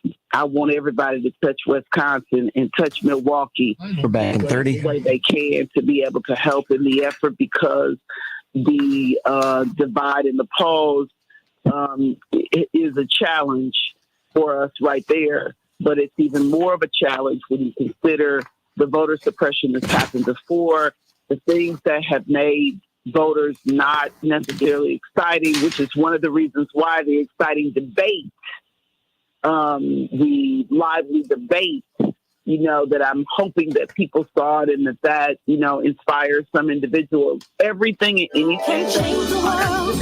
Change the Stand by. world. Hold on. Change the world. We can change the world. We can change the world. Change the world. This is the Santita Jackson Show. War and hate to a place of love. It's not too late. Gotta save the children. We can't wait. Let's change the world. Hey, everybody. Welcome back to the Santita Jackson Show. What's going to happen in the midterms? Are you registered to vote? Go to vote.org, vote.org, so that you can find out if you have been purged from the voter rolls. You need to go to vote.org so you can find out where you need to go vote. Please, everybody. You need to be all in. These races increasingly are decided by very, very few votes. I mean, America, it's like 10,000 votes here, a vote there. I mean, that's not a lot of votes, everybody. Every vote matters. Every vote matters. Wisconsin State Senator Lena Taylor is with us. And then, of course, Attorney C.K. Hoffler, Court TV legal analyst, chair of Rainbow Push, past president of the National Bar Association, host of her own show on WAOK every Tuesday at 11 o'clock Eastern Standard Time, of course, and she has legal Q&A with CK on the Santita Jackson Show. And then, of course, let's get to Robert. But CK, before we get to Robert, very quickly, Robert, because I wanted you to speak about Jill Biden going in with Stacey Abrams and what impact you think that will have. But first, you, CK, you wanted to make a point about Reverend Dr. Warnock, the senator. Yeah. Right, Reverend Dr. Warnock. I wanted everyone to understand it. Reverend Dr. Warnock, like Herschel Walker, struggled, grew up, and he had to struggle for every single thing he's achieved. I just want to be clear, the street fight that I'm talking about and what Herschel, I believe, will bring is he's going to bring to the equation that sense of a street fight where he's going to be the underdog. That's what he's going to try to do because obviously Dr. Raphael Warnock is someone highly educated, very talented, very skilled orator, and there's not going to be a comparison. But I got to tell you, I'm a trial lawyer. You get before a jury, and you can relate to people as Senator Raphael Warnock can. He knows how to do that. And Herschel Walker, remember, he's a football player, and he's been out there relating to people. So it's going to be a relating to people contest, not a contest of who's more qualified, because hands down, there is not going to be a contest in terms of who's more qualified. Senator Raphael Warnock is more qualified. Senator Raphael Warnock has the temperament. But in all of those things, but it's not necessarily going to be about that. But having said all of that, he still will win hands down. But Herschel Walker is not to be underestimated. And it's those undecided voters who will look at that and maybe conclude that Senator Warnock is a better candidate to represent the state, but it's not going to be good enough to just conclude that. People have to get out and vote. Otherwise, all the conclusions in the world won't make a difference. Absolutely. Absolutely. Robert Patillo, First Lady Jill Biden is going to campaign with Stacey Abrams. How do you think that's going to land? Well, I think there is one area where, if you look at the crosstabs, much of the polling data, where Stacey Abrams has been lagging, that the press has been talking about. I think there's been a big emphasis on Stacey Abrams' issues with black male voters that has been kind of run into the ground in recent weeks. But Stacey Abrams is also lagging behind with white suburban women, particularly those quote-unquote soccer moms that we talk about every election cycle, or the hockey moms, as they called them in 2008. Those suburban women that in large part went to President Trump, both in 2016 and 2020. So there's a huge area for pickup there. And so the hope is that by bringing in Jill Biden, someone that these older suburban white women can relate to, that will help to kind of buttress there. Stacey Abrams has been doing a lot of work, reach out to young voters recently, doing forums, events at the Atlanta University Center. She's been doing a lot of work, reaching out to African American males, events with Frank Ski, events with Young Jock, speaking on urban radio, etc. So I think that the campaign is now going into the all hands on deck phase. That wherever Georgia's the third least elastic state, as they call it, when it comes to voters swinging back and forth. Georgia should be an exceedingly elastic state where you will vote Republican for the county commission, you vote Democrat for Congress, you vote Republican for governor. It would all be on the same ticket. Now people are almost completely party line, so it's just a question of GOTV getting out those people who are on your side.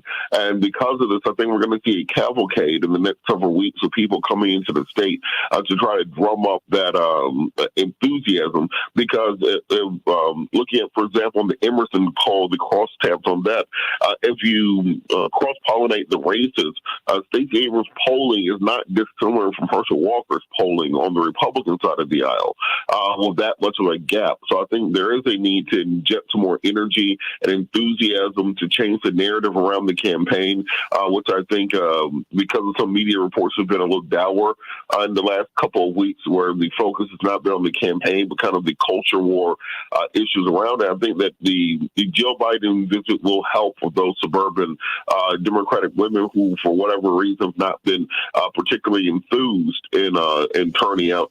And I think that if you can bring that, this is the same strategy that Stacey Abrams that she used in the primary in 2018, when she was running against Stacey Evans, that her campaign brought in national figures. And pretty much everyone who was going to run in that 2020 Democratic primary was in Georgia at some point in 2018 campaigning with Stacey Abrams. And I think that's going to be the tactic over the next couple of weeks to try to bring in some more attention, some more money, and change the narrative around the campaign to hopefully make up the difference in the polls. Call us at 773-763-9278. 773-763-9278. I want to do a round robin with the panel, with you, Senator, starting with you, Senator Taylor, and then you, Attorney Hoffler, and then you, Attorney Patillo. You know, we're watching a new generation of Black politician, and Sherry Beasley, although, you know, she's a little older than the rest of the crop, but it's a new generation. Charles Booker, who is kind of standing out as someone who's really running from the hood to the holler. He's running a rainbow campaign, but it's a very Black campaign. He's very connected there.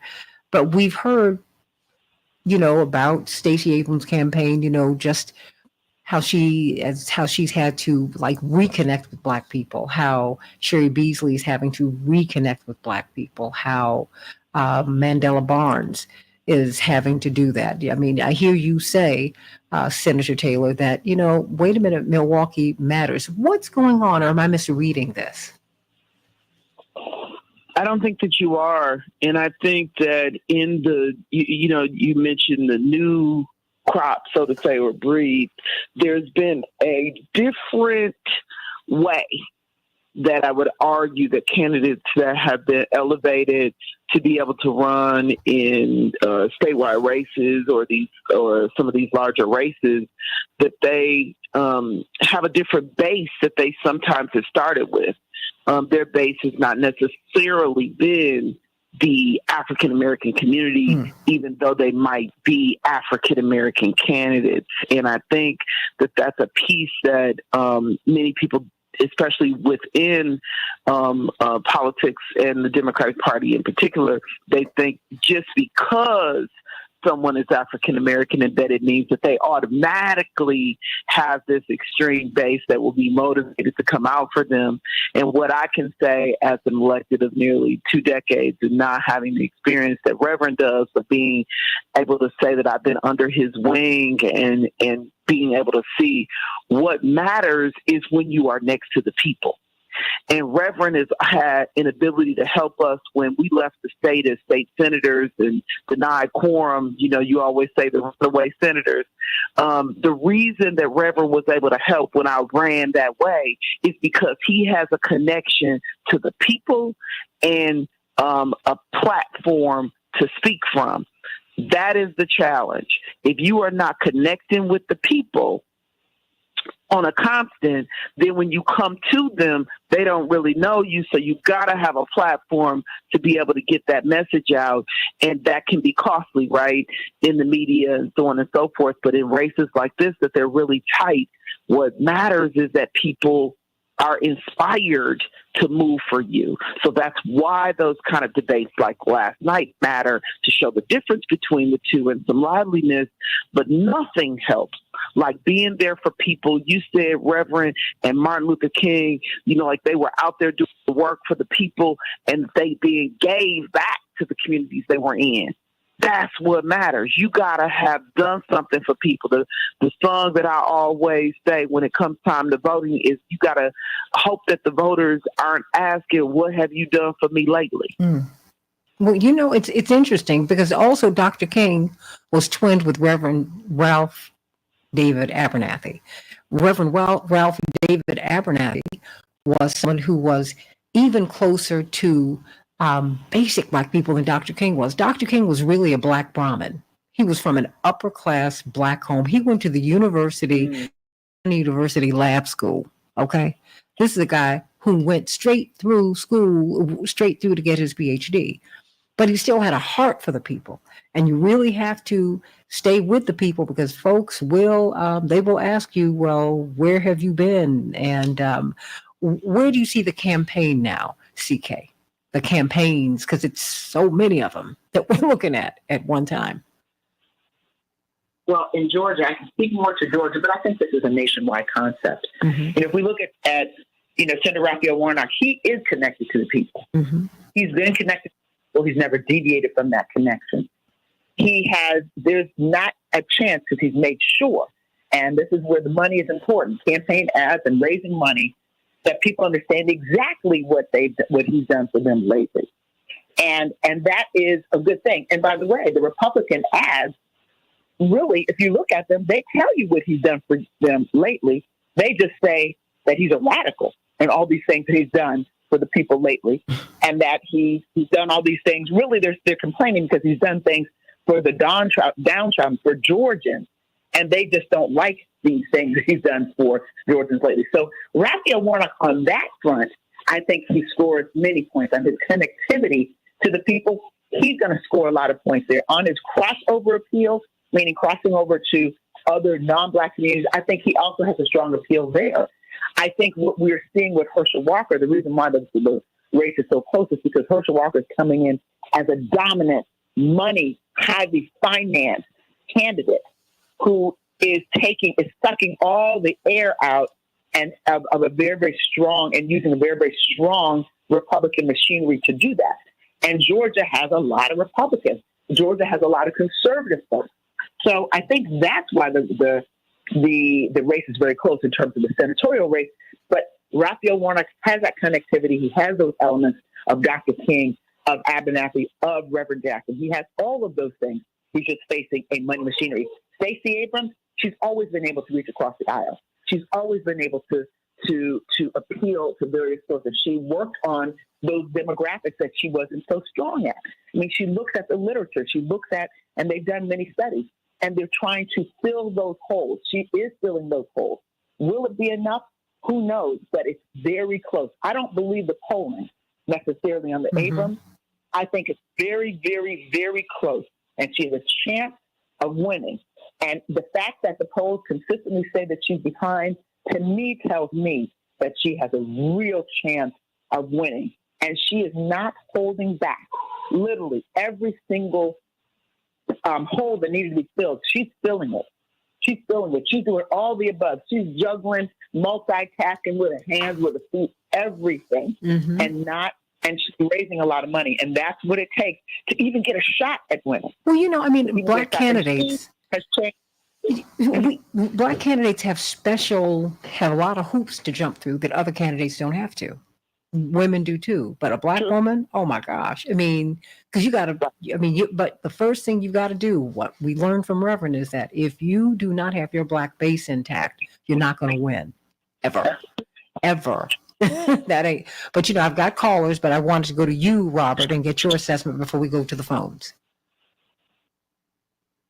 Well, we have the Walker versus Warnock debate tonight, and as we're seeing these debates take place nationwide, there's a trend taking place, which is there was a political movement in the 1800s during the latter part called the Know Nothing Party, which was this kind of conceptualization of politicians running on the concept of not having expertise, not knowing, not being part of these fancy elites, not involved in policy, was this kind of that down-home charm, talking to people. Lincoln, for example, during the Lincoln-Douglas debate, did this whole, I'm just a country lawyer thing, because that was more relatable. And I think if you look at what Ron Johnson's debate, if you look at the debate between Tudor Dixon and Gretchen Whitmer, there's a trend that Republicans are running on a know-nothing platform. They ain't talking about policy. They're not talking about legislation. They're not talking about what their plans are, comparing and contrasting those with the Democrats, because their actual plans are exceedingly unpopular with the American people. But what they do run on is kind of these social issues. They turn this election away from being about the policy achievements of during the Biden administration, and rather turned it into this kind of conversation on, do you believe transgenders belong in girls' bathrooms? Something that happens 3 times in the history of the country, but all of a sudden it is the education policy of the Republican Party. Instead of talking about how we can bridge the digital divide for rural schools, you're talking about, well, can we ban these books that are teaching critical race theory? Instead of having a conversation on the size of the federal government, or whether or not we will reform Social Security and Medicare and Medicaid, etc., the question is whether or not the liberal agenda is going to force you to buy an electric car or something. So when you look at these debates, you have to look at it from the perspective of they are campaigning now on the Republican side to the lowest common denominator. They're going for those Jerry Springer voters. They're going for those Honey Boo Boo voters, the people that the ad agencies put out there. Their ad buys are specifically meant to attract those. So you have to grade it on the curve that they are looking at. And that's what I think Herschel Walker is going to attempt to do, to continue that. If there's a question he don't know, he'll smile, he'll laugh, and he'll try to be personable. And that's very important to a lot of voters. So it's not simply an academic question of beating them. You have to beat them in the course of public opinion, which I think Republicans since Trump have mastered, kind of campaigning down to that lowest denominator, who are not worried about policies, all culture wars, social issues. Do you believe in the same conspiracy theory as I do? Not whether or not you know the mechanics of government. Al from Franklin Park. How you doing, Al? I'm doing good, Santita. I just had a couple of points I wanted to add. You got it. One is what I found from the few people that I've talked to is that they're busy with life and have so many things going on that they're not paying attention to voting, even sometimes when they care. And also the fact that it's divisive when they start looking at voting and looking at what's going on, and so they choose a bit to ignore it. And I don't think we're talking enough about that, and I'm not sure how to get around it.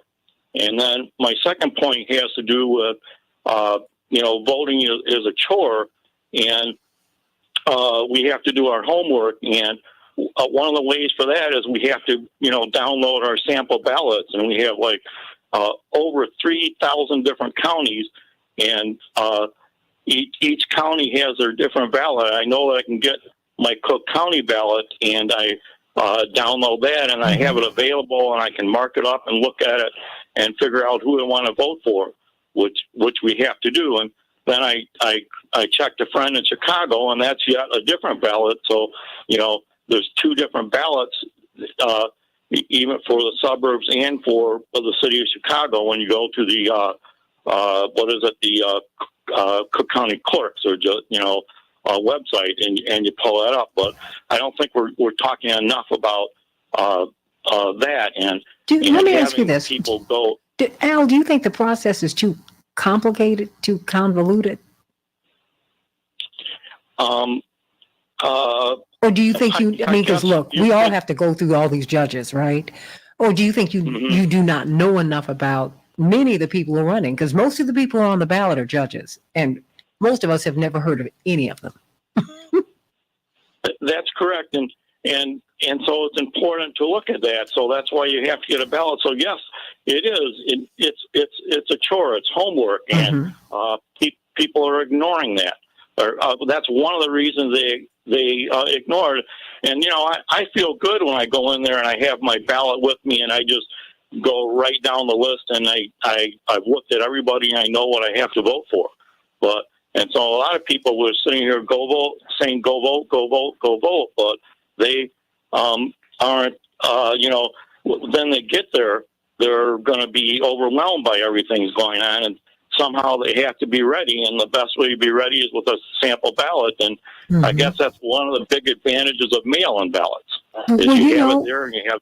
You know what though? You know what we've been saying: plan your vote and then vote your plan. I know it's one more thing to do, but that's the responsibility of being a citizen. You're not a subject; we're citizens. So we have to take the time to do that. Correct. I've got a minute apiece. Stay right there, Al. I've got a minute apiece for everybody. Literally 60 seconds. Let me start with you, CK. Watch Georgia. What happens in Georgia is going to happen everywhere. That's what I predict. Watch the debate tonight and just be prepared for a good old street fight. But at the end of the day, Senator Raphael Warnock can pull it off, and so can Stacey Abrams. And if they both do, we will see a different trajectory in voting rights and a new type of Black leadership in this country, and a way of winning that we haven't seen before, if both of them are able to win. Robert Patillo, your thoughts? Register for the Rainbow Push Coalition Peachtree Street Project 23rd Annual Creating Opportunity Conference next week, October 19th through the 21st. 100% free, 100% virtual. 3 days of symposiums and panels talking about everything from Black farmers to women's rights to a youth roundtable. We're having a panel on digital marketing sponsored by Meta, the Facebook company. So the entire list of events can be found at rainbowpush.org. Remember, it's 100% free and virtual. You can watch from anywhere in the country. Please go to rainbowpush.org to register today. Hey, everybody. Senator Lena Taylor, October 22nd. October 22nd. I want to make sure that people know about October 22nd at the Wisconsin African Americans Women's Center, that will be showing vigilance so that you will see what is happening across the nation in regards to voting rights and what efforts happened in Georgia. It was amazing it's amazing, I hear, to see the movie, and that it's entertaining. And so we'll be doing it at noon at the African American Women's Center in Milwaukee. And the address of the African American Women's Center is 30. If they just look up African American Women's Center, because you're going to be back talking about this, because you know what? We showed October 5th, they had Vigilante in Atlanta. And October 11th, we had Vigilante here in Chicago. October 12th, it was in Minneapolis. Now it's heading to a city near you. She got it she's getting it in Milwaukee. Absolutely. So guess what? We got to do this. We got to do this, everybody. Can't wait to be with you on Sunday on Keep Hope Alive with Reverend Jesse Jackson. We are pushing out the vote. Need you to get to vote.org, vote.org. Find out if you have been purged from the rolls so that you can re-register. Also find out where you need to vote. And if you are about to go vote, because early voting is in effect now, if you have a problem at the polls, do not leave. Call 1-866-OUR-VOTE. 1-866-OUR-VOTE. And I hope to see you tonight as we celebrate Reverend Jesse Jackson's 81st birthday at the Fellowship Missionary Baptist Church. He's been the co-pastor there for so many years. But now we have a new pastor, Pastor Reginald Sharp. He and Tamron Hall will be hosting this event. Avery Sunshine will be the special musical guest, along with Pastor Darius Brooks and so many. Come on, let's celebrate this great man. I happen to like him a lot, a whole lot. Love him. Everybody. And you do too. He doesn't just belong to me. As my mother often told us, she said, no, he comes from God and he serves. So I thank her for training us in that way to help us to understand. You know, some people come through you, they're with you, they give you what you need, and they keep right on going. And that's what he's done. But I thank God that he has been so present in the lives of me and my siblings and my mother, the head of our home, and occupies a special place in my heart. Tonight at 7:00 at Fellowship Missionary Baptist Church at 45th and Princeton. I hope that you'll be there. And I hope that you'll be with us on Keep Up Alive on Sunday at 7 a.m. on iHeartRadio. I love you, everybody. God bless you. Watch the Warnock-Walker debate. I can't wait to see this tonight. Oh, love you, everybody. Have a great day. CK, Lena, Robert, I wish I could stay, but girl, I got to run. And Me too. I got to go to a local interview. Love you much. Love y'all. Love y'all. Love you. Love you. So I'll see you. Hi. Thank you. And Al, thank you for calling in. Okay, sweetie? Yeah, you're welcome. I met your mother at last when I was down there. And on Tuesday? Very gracious woman. Oh. What's that? Oh, on Tuesday? On Tuesday, yes. Oh, when I was there, I was walking up the steps with your wall of fame there, and she just started telling me about everybody that was there. Oh, all those wonderful volunteers. Oh yeah. Some wonderful people. And you saw we had a rainbow back in the day. Mm-hmm. I hope you'll start coming to push with us when you can on a Saturday morning at 10 o'clock. I really hope so. Oh, okay. All right. Did you have a good time on talking to you. Tuesday? Well, very good, because there's a lot of like-minded people, and I met several people, and it fired me up, because this stuff, like I said, it's not easy, and I think the only way that the best way to get people out is to talk to them, and I have a hard time doing that, bringing up politics, but you have to do it, because that's the best way to get the vote out, I think. Absolutely, but that's why you need to come and be with us on Saturday mornings, because that's what we do Saturday mornings. Okay, so just consider that. Oh. Okay, I will. Sending you much love. Thank you for coming out on that rainy night on Tuesday. You're welcome. God bless you. God bless you, everybody.